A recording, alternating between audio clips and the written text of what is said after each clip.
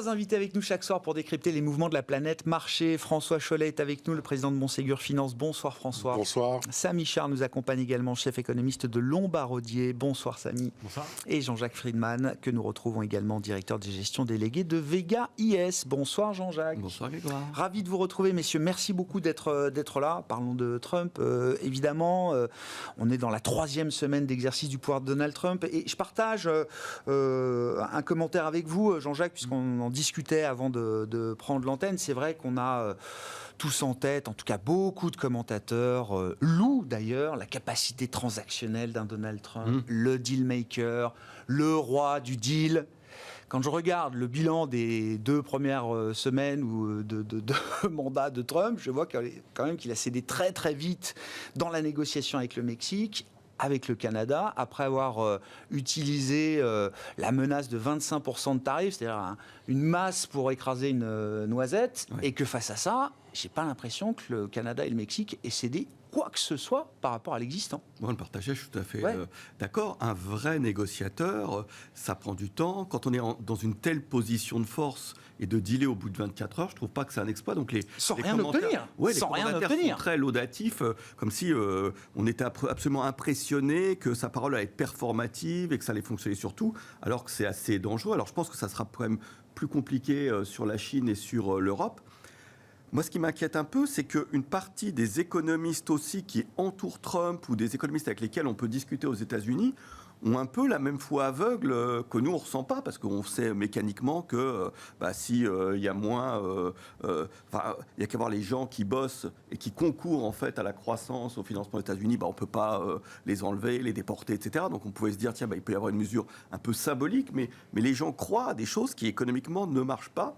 Donc c'est ça qui peut être un peu dangereux et qui peut faire que dans une situation consensuelle où plus personne ne croit à une possible récession, tout le monde voit une croissance entre 2 ou 3 des États-Unis, si on fait de grosses bêtises économiques, avec des barrières tarifaires, avec du doute, ça peut coincer à un moment donné. Donc, c'est le biais de surconfiance qui mène à la faute de quart, quoi.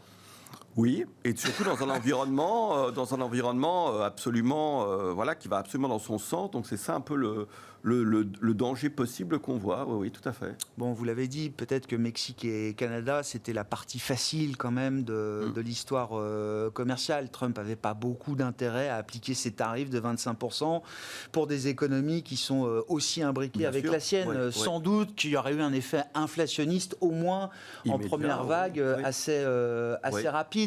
Comment vous voyez le sujet de l'affrontement ou de la conflictualité, alors avec la Chine, l'ennemi historique traditionnel, mais aussi avec l'Europe?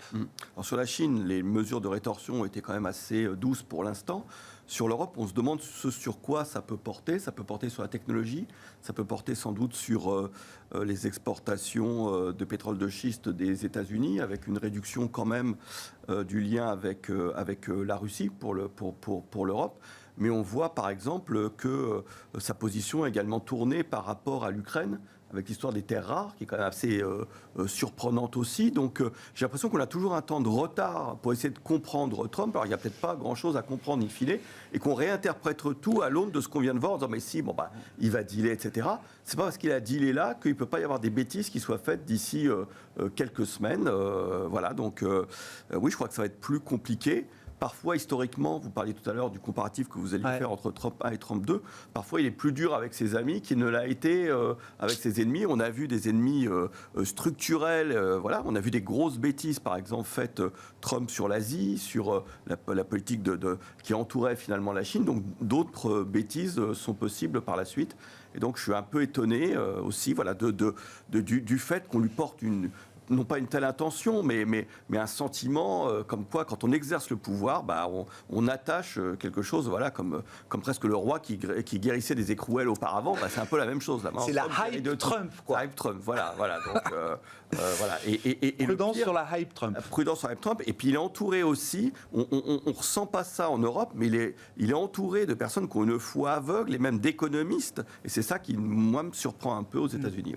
Bon, sur les terres rares, intéressant, parce que dans l'arsenal arsenal de rétorsion de Pékin. Alors il y a les tarifs, mais il y a aussi des facteurs non tarifaires. La capacité à limiter l'exportation des terres rares, c'est quelque chose que Pékin a tout de suite remis en avant.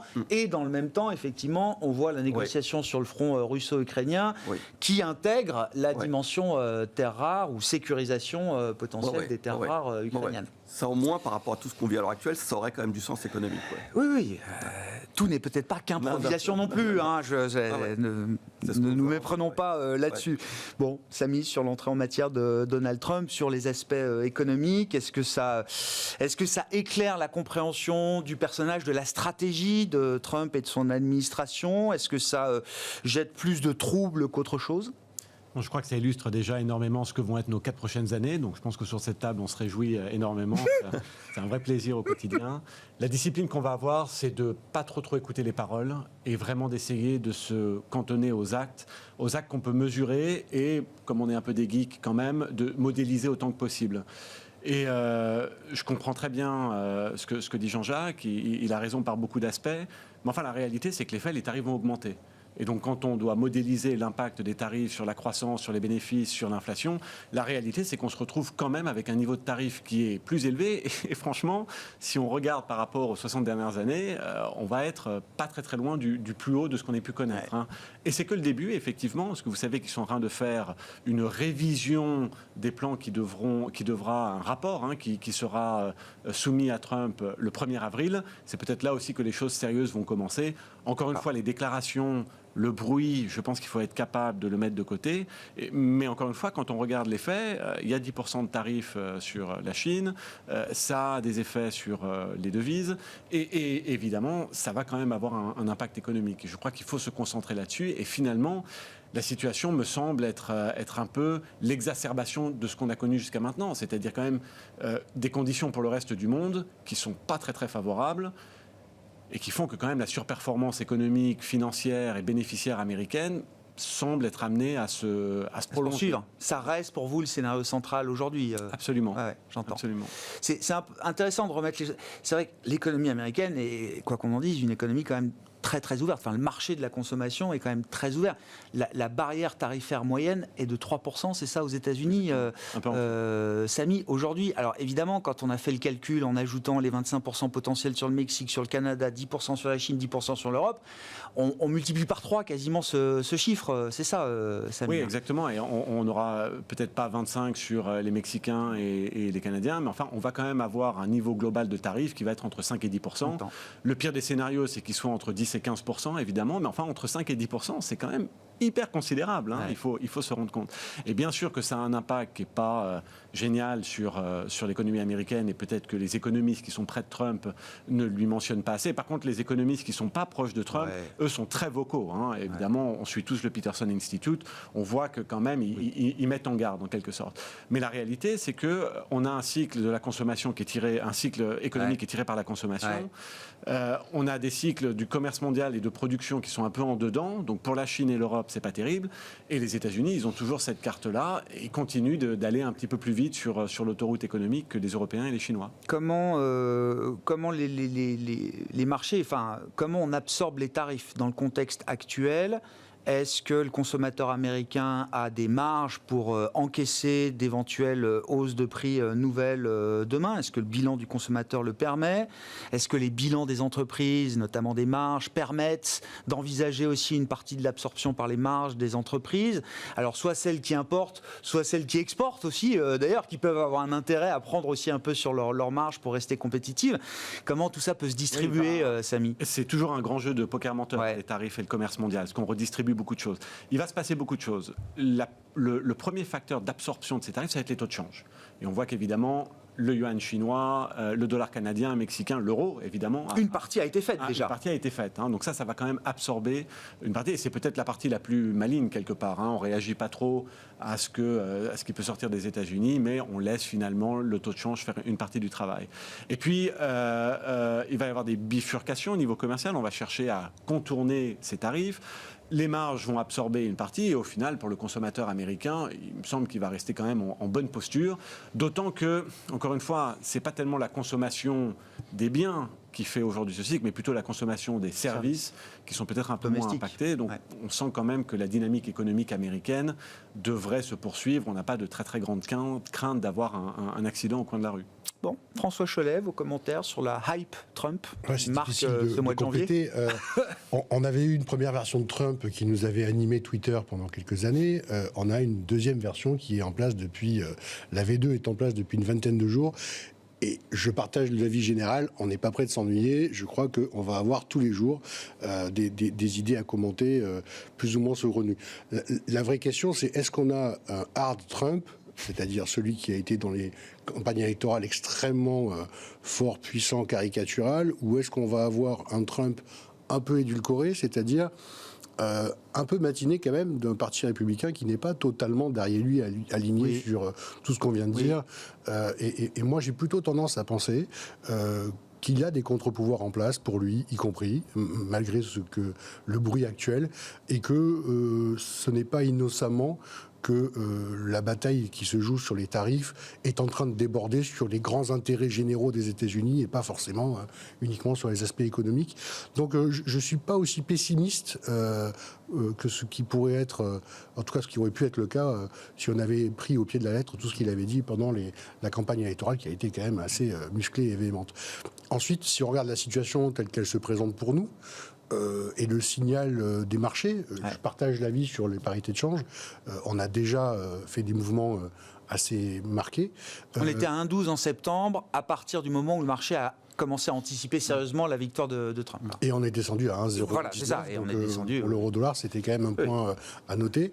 Et vous avez, malgré tout, des marchés européens qui viennent de faire en janvier la performance de 2024. Alors. Et donc, on a des clients très heureux, évidemment. Mais donc, ça veut dire que la lecture qu'en ont les investisseurs aujourd'hui, elle n'est pas aussi négative que ça, alors que les chiffres de croissance économique au dernier trimestre, que ce soit pour la France et l'Allemagne, et donc l'embarqué de croissance que nous avons pour le premier trimestre 2025, il n'est absolument pas de nature à nous réjouir plus que cela. Même l'auto a rebondi un peu. Oui, je ne vais pas raconter l'histoire du chat mort, vous la connaissez. Je ne suis pas certain que ce soit la fin. Non, mais peut-être qu'on a effectivement poussé le raisonnement des tarifs un peu trop loin sur ce secteur-là et que l'Europe va être, pourquoi pas, capable de se défendre. N'oublions pas quand même que... la bonne nouvelle, c'est qu'on a tous été prévenus, préparés, et que donc, a priori, on a vu la vitesse de réaction des différents pays attaqués, que ce soit le Mexique, que ce soit le Canada, que ce soit la Chine. On peut espérer que l'Europe s'est également préparée avec quelques mesures. Voilà, je pense même qu'il y a eu quelques piqûres de rappel. On a pu le voir sur les aspects logiciels, par exemple, où la réglementation européenne a déjà commencé à marquer quelques banderilles pour montrer qu'il y avait une présence, malgré tout, du juridique et de la capacité à mettre quelques grains de sable dans les rouages trop bien huilés. Mais donc ça veut dire que le signal des marchés, et c'est là où je voulais terminer, c'est un signal quand même de confiance. Il n'est pas perturbé à ce stade, en tout cas, par tous ces errements et toutes ces vocalises. Et je crois que pour l'instant, en tout cas, c'est de nature plutôt à me rassurer sur la façon dont les investisseurs regardent cette arrivée de Trump au pouvoir. Le pire de Trump n'est peut-être pas certain, le meilleur non plus, hein, mais le pire n'est pas de Trump n'est peut-être pas certain. Il est traduit par les marchés aujourd'hui. Et François, bien sûr, je suis navré. François a dit quelque chose d'intéressant. Et oui, c'est vrai qu'il va avoir des baisses d'impôts à négocier. Et il n'a pas la majorité qui lui permet non plus de très fine à la Chambre, hein, Chambre des représentants, très fine, peut-être plus fine d'ailleurs que lors de son premier mandat, si je dis pas de bêtises. Absolument, c'est 220, 221 sièges. Il a une majorité à 218, donc il ne peut pas faire ça tout seul. Non. Et une partie du mouvement républicain n'est pas que MAGA au carré. Il y a aussi des gens qui restent des républicains traditionnels, attentifs à la question des trajectoires de finances publiques, par exemple. Je reviens sur votre point sur la tech en Europe. C'est ce qu'on disait déjà hier dans l'émission, qui s'annonce comme étant peut-être la vraie ligne de front entre Donald Trump et l'Europe. L'automobile, les spiritueux, c'est les classiques de la littérature trumpienne, mais c'est un peu 2018-2019, quoi. Et c'est vrai qu'aujourd'hui, on sent quand même que la réglementation européenne, du point de vue américain, je le rappelle, les États-Unis sont exportateurs nets de services vers l'Europe, services tech et financiers, qui sont les deux gros poids. La réglementation européenne, visiblement, est vécue comme une entrave protectionniste du point de vue américain. Et donc, c'est sans doute là que la pression va se faire, avec déjà des dispositifs, un arsenal européen qui semble être prêt, réfléchi. Dans le FT, on nous explique qu'il y a une forme de bazooka sur la question des services, pour la tech, pour les services financiers. Donc c'est un instrument anti-coercition qui peut être activé par l'Europe, qui n'a jamais été activé, mais qui permet de mettre ici et là des réglementations, des barrières pour freiner éventuellement la percée des services américains sur notre territoire. C'est peut-être ce sur quoi les États-Unis vont négocier justement pour empêcher cela. Donc, une bonne manière d'aborder le sujet côté européen. Une bonne manière, on est spécialiste en la matière. Alors voilà. On est spécialiste en la matière. Ce que j'aimerais bien, c'est qu'on soit spécialiste aussi, un peu comme les Chinois ont pu le démontrer, avoir des solutions techniques aussi et technologiques qui puissent prendre le relais du côté européen. Parce que si on a que ça à opposer, les États-Unis ils vont vraiment rentrer frontalement là-dessus. Et je ne suis pas sûr que ça soit une barrière suffisante pour négocier de mon côté. Sur la tech, ce qui est intéressant, c'est peut-être que ce qui s'est passé avec une alternative, justement, je trouve que, justement, même dans les annonces tout à l'heure, il y avait presque des formes de contradiction. On voit qu'on s'interrogeait sur la tech pour se dire est-ce que des investissements très importants sont encore nécessaires ? Et là, on voit bien que Google le dit. Toujours cette nécessité, il faudra qu'on fasse plus que ce que vous imaginez, messieurs les analystes. Le doute sur Nvidia, etc., il peut être partiellement levé. Voilà, il y a ça. Et de l'autre côté, on voit bien, mais alors ça ne se voyait pas justement dans le chiffre d'AMD, qu'il y a le fait d'avoir des solutions qui seront sans doute moins technologiques, mais là où il y aura des dizaines de milliers de boîtes qui vont s'engouffrer dans ces nouvelles technologies comme des sortes d'applicatifs concrets finalement par rapport à l'IA. Et là, l'Europe comme la Chine a toute sa place derrière. Il y a encore des wagons qui arrivent, quoi. Ah oui, c'est pour ça que je pense que par rapport à le patron de SAP, il était très content de l'arrivée de DeepSeek. Oui, il y a vraiment les logiciels qui ont fonctionné. On voit bien qu'il y a toute une rotation de la tech. Alors, il y a eu des petits secteurs comme les ordinateurs quantiques ou l'énergie nucléaire. On voit bien que tout ça déclenche vraiment beaucoup de thématiques possibles. Et que la surperformance des 7 magnifiques, elle risque d'être vraiment contestée parce qu'elles doivent absolument avoir des capex extrêmement importants. Et donc, quand on a beaucoup d'argent, on fait parfois des bêtises. Alors qu'il y a plein d'autres entreprises qui vont profiter à plein de l'émergence de cette IA. Et donc, on le voit sur beaucoup de boîtes du Nasdaq qui se réveillent.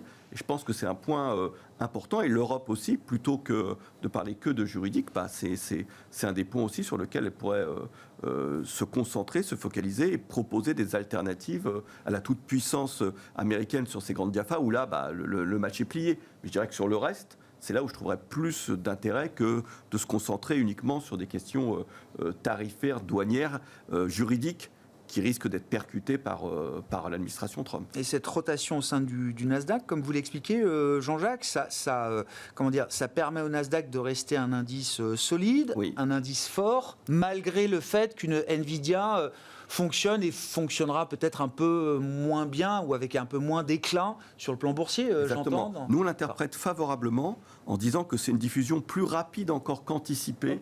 De l'introduction de l'IA et de tous les modèles qu'il y aura autour de l'IA. François, force et faiblesse du Nasdaq à l'heure de DeepSeek. Alors c'est vraiment très intéressant parce qu'on a un monopole sur les batteries dans le secteur automobile, par exemple, et on se disait qu'on allait avoir le même monopole sur l'intelligence artificielle et que donc une grande partie de la valeur ajoutée de l'intelligence artificielle serait évidemment captée par les grands fournisseurs de cette IA.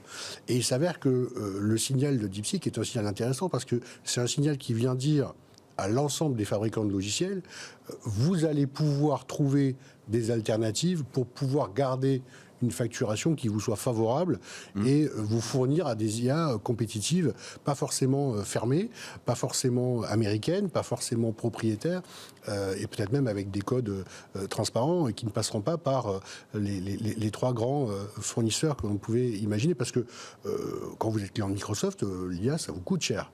C'est une certitude. Le prix par utilisateur ou le prix à la location des instances, c'est très élevé. Copilot, on y va doucement dans les entreprises.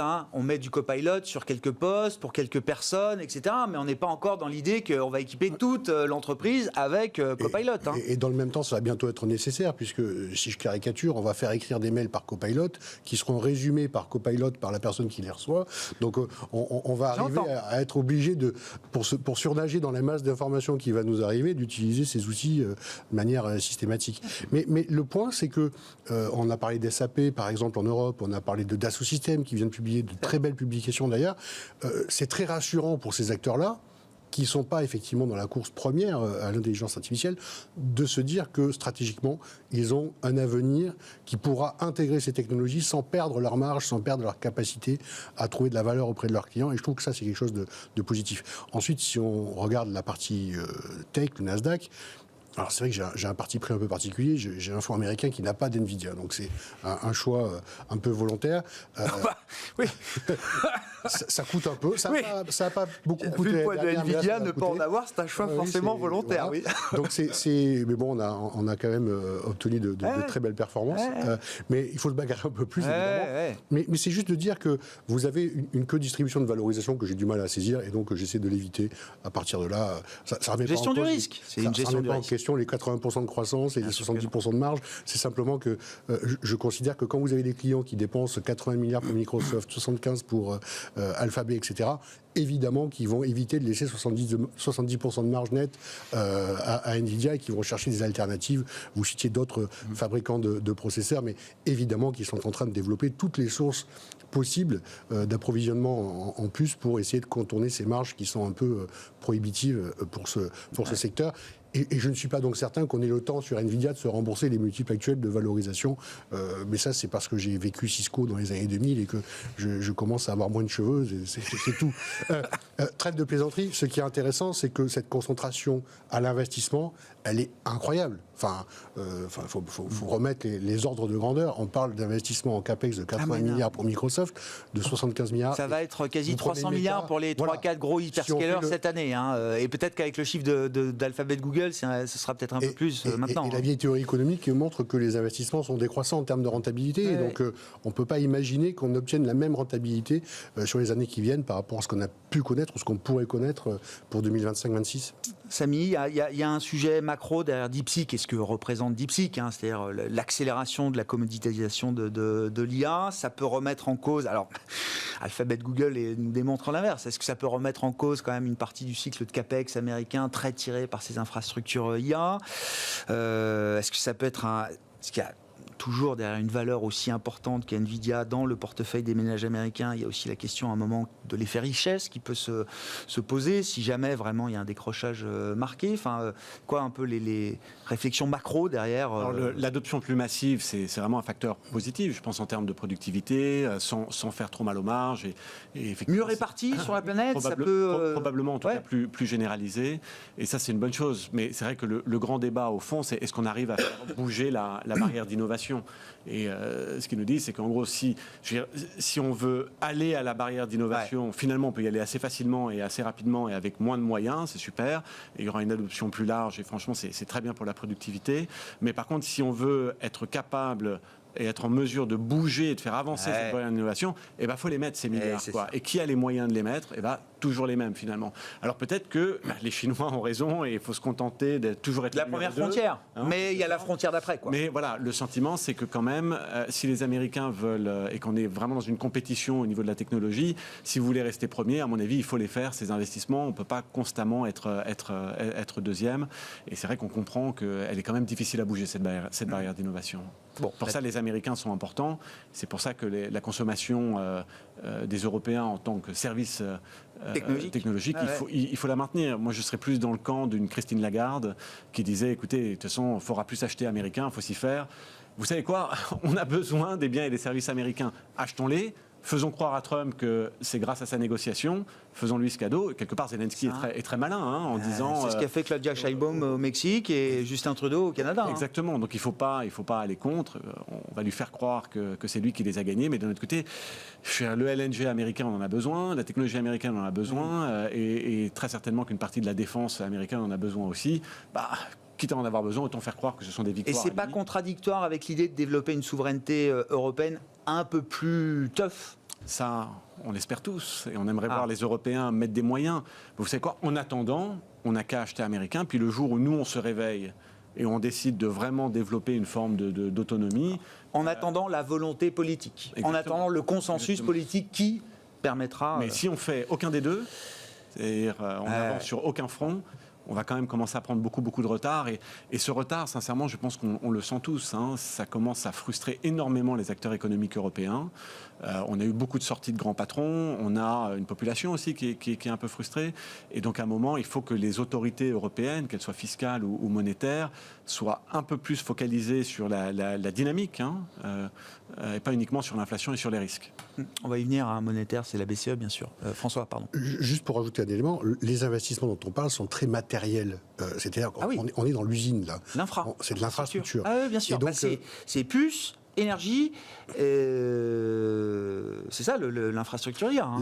Effectivement, les serveurs. Si on rate cette génération de serveurs, la seule chose qu'on peut se dire, c'est qu'on aura peut-être possibilité, dans 2-3 ans avec la loi de Moore, de gagner un cran. Mais objectivement, ils prennent une avance absolument considérable. Et c'est un train qui est impossible à suivre à l'échelle des pouvoirs publics, qui soient même européens. C'est-à-dire que les montants en question est déjà investi. On parle de ce qui est annoncé là, mais on oublie les 5 dernières années. Si on fait le cumul, on n'est pas du tout au niveau.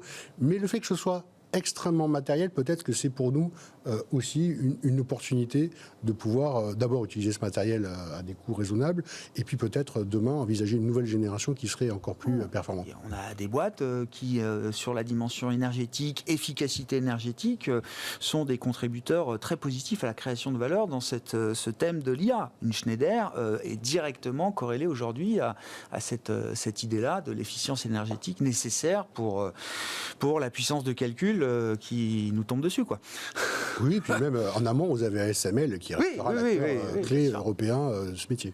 Bon, comment on fait de la politique monétaire dans le monde de Trump, Jean-Jacques ? Sur la BCE, ça a l'air relatif. Alors bon, c'est consensuel, alors c'est difficile, mais c'est vrai qu'on a l'impression qu'elle est beyond the curve et que rien n'empêche à ce que les taux aillent vers 2. Qu'elle annonce d'ailleurs que ce soit les taux neutres. La question, c'est est-ce que les États-Unis, il n'y a pas aussi peut-être un peu plus de baisse des taux que ce que le marché anticipe ? Au moins 2. Et après, on anticipe quoi, 1,5 ? On anticipe une 1,5, voilà, ça peut être 2, voire 3. Pour vous, le risque, c'est plutôt par rapport au pricing de marché, c'est plutôt qu'il y en a un peu plus. Voilà, qu'il y en a peut-être un peu plus. Ouais. Et donc, sur l'euro-dollar, on a peut-être touché les bas. Ouais. Voilà. L'idée que Trump ne fera pas tout bien, quoi. Voilà, pas tout bien. Ouais.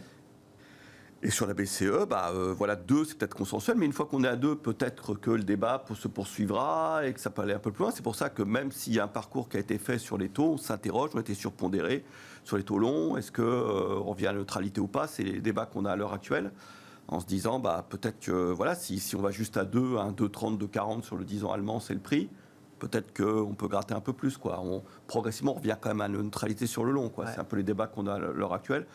Voilà, l'idée qu'on va vers 2, qu'elle est en retard et qu'elle poussera peut-être un peu. Je trouve que la porte n'est pas... Ça serait curieux, mais la porte n'est même pas totalement fermée pour un 50 centimes en mars, par exemple. Enfin, dans les surprises possibles. Enfin, elle ne fait jamais de surprise, mais bon... Donc on passerait d'un meeting en janvier où le mot 50 n'a même pas été prononcé, selon Christine Lagarde, ni 5, ni 0... à un meeting où le marché imagine que... D'accord. Voilà. Bon. Dans les anticipations, peut-être, voilà. Enfin, ça peut faire source de débat. Voilà, dans les ça montre bien le sens, quand même. Voilà, le sens. L'idée. Bon, pour la Fed, qu'est-ce que ça peut impliquer, effectivement, Samy, et puis pour la Banque Centrale Européenne, 2 étant un taux neutre consensuel, mais la question étant de savoir... à partir de quand la BCE aura les arguments suffisants de son point de vue pour aller peut-être en dessous de 2 ? Alors, je suis un peu simpliste dans mes perspectives, mais je vois l'économie américaine en sur-régime. Je suis plutôt à l'aise avec le pricing de marché pour la Fed. Du coup, pas besoin d'en faire plus, quoi. 4, voilà, ça me paraît assez légitime. Mais on n'est pas non plus à un point de surchauffe où il faudrait se poser la question de remonter les taux. On est à 150 sur l'autoroute, on n'est pas à 210. Donc, effectivement, mon sentiment, c'est qu'il reste un peu au-dessus du taux neutre. 4 sera au-dessus du taux neutre. Mais je n'ai pas le sentiment que dans un environnement où on est quand même un petit peu au-dessus de la vitesse de croisière, qu'il faille baisser les taux bien en dessous. C'est un peu la vie inverse pour l'Europe. Je trouve qu'on est dramatiquement sous régime. François le mentionnait, le 4e trimestre pour une partie de l'Europe était quand même très fragile. Et je trouve qu'il y a une inconsistance ici. Christine Lagarde reconnaît qu'elle est restrictive. que la politique monétaire de la BCE est restrictive. Et elle reconnaît en même temps que le niveau de croissance est sous le potentiel. Bon, si on a un niveau de croissance sous le potentiel, il ne faut pas être restrictif, mais enfin, il ne faut même pas être neutre. Allons-y Et vite. c'est bizarre de parler de neutralité. On est complètement sous régime. Il faut évidemment être en dessous du taux neutre. Nous, on voit la BCE à 1,25 cette année. Donc c'est vrai que par rapport à ce Là, je crois que disait vous Jean-Jacques, battez tout ce que j'ai entendu. Ouais, J'entendais 1,50, mais 1,25, oui. Ouais, on voit du coup l'euro-dollar quand même à la parité. Comment alors, ça m'intéresse beaucoup la séquence. Parce que 2%, je crois que le consensus est formé autour de l'idée d'aller à 2%. Mais dès la réunion du 6 mars prochain, on va avoir des faucons qui vont demander à Christine Lagarde, justement, de ne plus qualifier la politique monétaire comme étant restrictive, parce qu'on sera à quoi 2,75, 2,50 de taux de dépôt avec la baisse de 25% de 6 mars. Donc ça veut dire qu'à 2,50 de taux de dépôt, on va déjà, pour certains, se demander si on n'est pas déjà dans le neutre et si chaque mouvement en dessous de 2,50 nous amènerait pas vers quelque chose de stimulatoire. Je comprends, Grégoire, mais il y a quand même un consensus. Le consensus et la manière de penser de la BCE, c'est la trajectoire d'inflation est donnée par la trajectoire des salaires. Oui. Vous savez quoi, ça tombe Ça bien. s'effondre. Vous avez eu un nouveau data point, un nouveau point sur cet indicateur avancé des salaires en Europe qui est complètement effondré. Donc il nous dit que l'inflation et l'inflation des services va être quand même assez basse en Europe. On va tomber à 3 sur l'inflation des services. C'est au moins ce qu'il faudrait, j'imagine, pour que la BCE soit vraiment confortable. Exact. Et je pense qu'on verra des niveaux d'inflation plus bas que les deux à un moment en Europe aussi cette année. À côté de ça, je vous rappelle qu'il y a le prix de l'énergie aussi qui rentre en ligne de compte. À côté de ça, on est tous d'accord pour dire qu'on est en croissance en sous-régime. Je ne sais pas ce qu'il faut, mais il y a une inflation des services tirée par les salaires qui monte quand même une direction vers le bas. Il y a une croissance en sous-régime. On peut parler longtemps du taux neutre, mais c'est typique européen, quoi. On est beaucoup plus concentré sur les risques. On n'est absolument pas concentré sur la croissance. Et je trouve que c'est un peu dommage. On s'inflige nous-mêmes nos propres barrières, quoi. On se met nos propres boulets. Revenons quand même au cas de l'investissement en Europe, François, avec potentiellement des surprises sur les taux qui pourraient peut-être amener de la nourriture supplémentaire au marché boursier. Grégoire, vous me voyez sur un mea culpa, j'étais sur le plateau en novembre pour dire que j'étais plutôt optimiste sur la fin d'année. Le décalage a été dans moi. Voilà. Vous êtes pardonné, François. On était plutôt constructif et c'est vrai que c'est plutôt rassurant ce qu'on vit aujourd'hui. Et d'ailleurs, les baisses de taux 10 ans, que ce soit en Europe et aux États-Unis, c'est plutôt rassurant aussi sur les niveaux de valorisation des marchés. On a une période de publication qui nous empêche peut-être de retrouver les records absolus. Pourquoi ? C'est pas si bon ? On a des arbitrages, on a des volatilités. Pour l'instant, elles sont plutôt bonnes, les publications. Il n'y a pas en tout cas côté européen, il n'y a pas de grandes surprises négatives. Les banques n'étaient pas, en tout cas pour les banques françaises, un sujet de stress particulier au vu des guidances qui avaient été données. Et force est de constater que le coût du risque ou la croissance des marges ont été plutôt au rendez-vous. Donc franchement, il n'y a pas de stress là-dessus. On a effectivement des secteurs qui sont restés collés en bas. On parlait d'automobile tout à l'heure. Si on prend la consommation, enfin les Pernod Ricard, par exemple, subissent évidemment des prises énormes de profit. C'est assez intéressant. On a un marché qui est assez sain. On parlait d'NVIDIA parce que mais on a des corrections au sein de ce marché qui sont assez fortes. C'est valable en Europe et aux États-Unis, qui ne remettent pas en cause la tendance de fond du marché. Vous pouvez avoir des consolidations d'Apple de 20%, de Microsoft de 10% et quasiment de Tesla de 15 ou 20, sans que pour autant vous ayez des à-coups particuliers sur les grands indices américains. Si vous prenez la même chose côté européen, on a vu des consolidations terribles. En France, c'était le luxe, mais on a vu des consolidations, on parlait des ASML ou de Novo, par exemple, dans les gros poids indiciels européens. Des baisses de 30-40% l'an dernier. Très grosse baisse bien sûr. De gros poids d'indices. Et pourtant, on a malgré tout des indices qui se sont bien comportés et qui ne sont pas rentrés dans les territoires de correction. Donc ça veut dire quand même qu'on a un marché qui a encore cette sérénité-là. Force est de constater aussi, on parlait des taux, mais on a des montagnes de liquidités dans des dépôts à terme, dans des monétaires, dans des livrets plus ou moins A. Mais globalement, cet argent-là, au fur et à mesure des baisses de taux, on voit bien, nous, les appels des clients qui nous appellent, qu'est-ce qu'on peut faire, que proposez-vous comme alternative ? Jusqu'à présent, le livret d'épargne ou le compte à terme faisait le job à 4,5 l'année dernière. Donc, on ne se posait pas la question.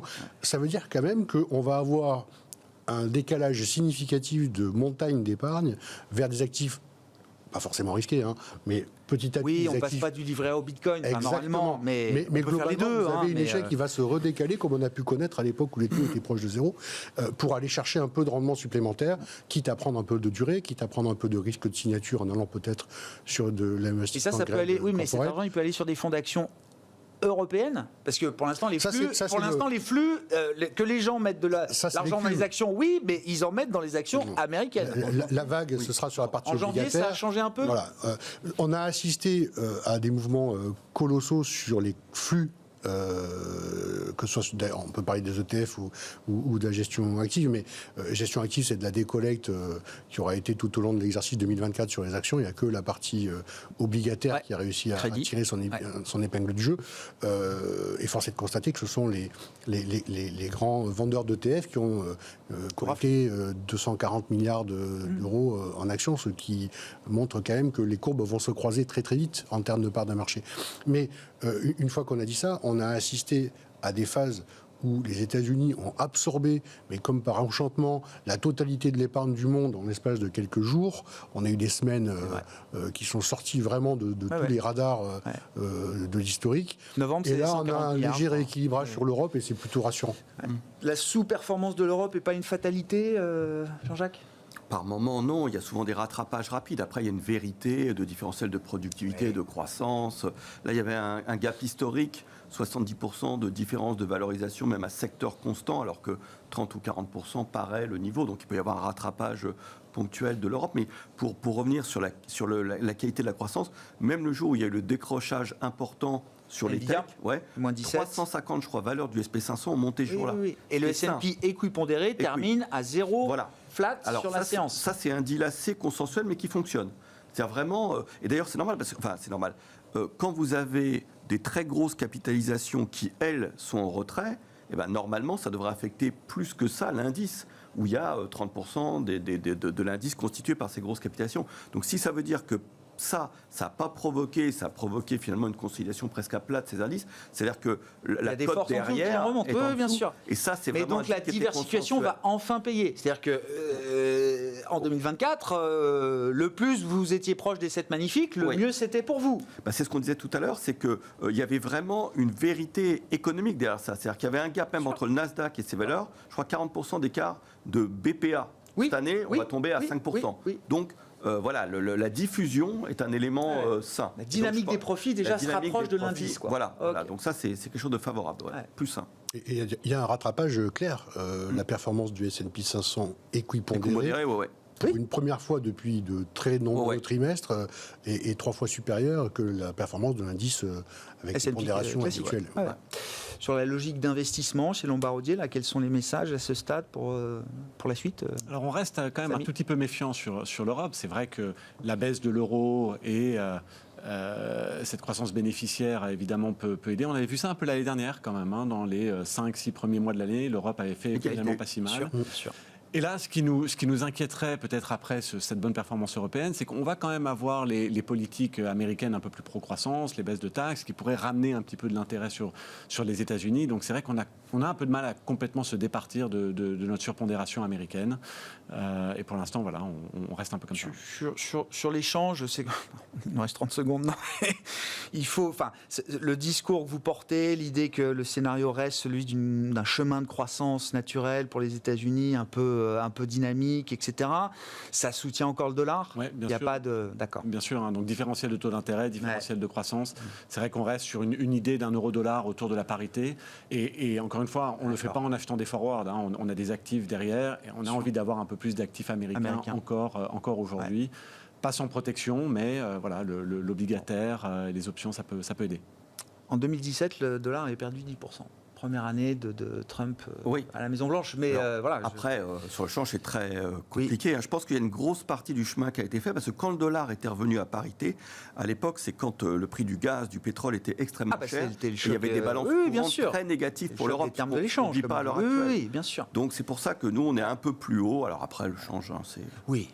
Les facteurs peuvent tourner. Plutôt, ouais, 0,5, mais bon, voilà. Donc, non, je dirais que la tendance... Vous ne voyez pas l'euro-dollar à 1,20, quoi. Non, ça peut être un 10, un 12. Ça peut dire, si on oui, pivote un 0,5... Le niveau de septembre, quoi. Oui, c'est ça. Oui, le niveau de septembre. D'accord. Et c'est sur le yen, peut-être, où là, on a l'impression qu'une tendance serait plus claire que sur le dollar. Voilà. Une tendance à la hausse du yen. À l'appréciation du yen. D'accord. Eh bien, on suivra ça, évidemment, au fur et à mesure des hausses de taux de la Banque du Japon, puisque c'est la banque centrale qui montera ses taux encore cette année. Merci beaucoup, messieurs. Merci d'avoir été les invités de Planète Marché ce soir. Jean-Jacques Friedman, Vega IS, Saint-Michard, Lombardier, François Chollet, Montségur Finance.